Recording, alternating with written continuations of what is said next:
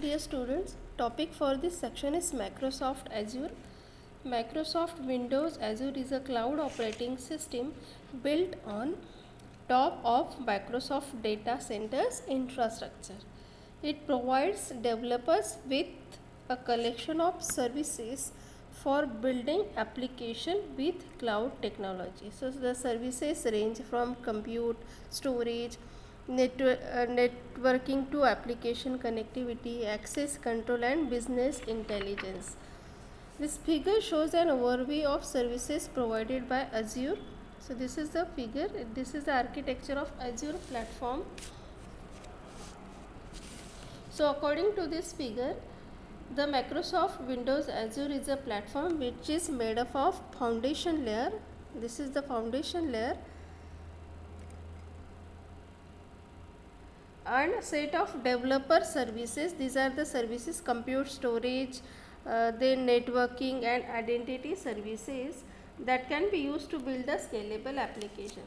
These services cover compute, storage, networking and identity management, which are tied together by middleware that is called as the app fabric. This scalable computing environment is hosted with Microsoft data centers and it is accessible through the Windows Azure Management Portal. Then next topic is compute services.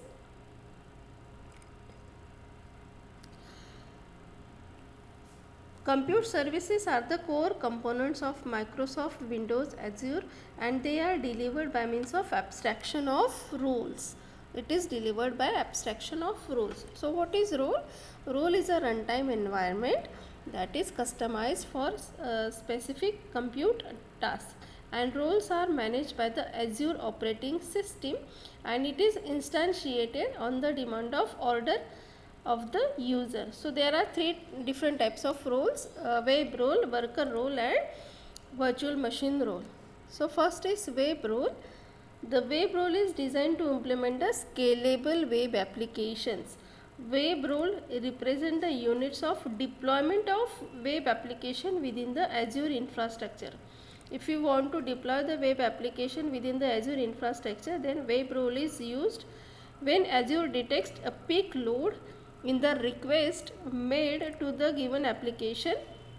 If there is a peak load on the application, then it instantiates multiple web roles for the application and distribute the load.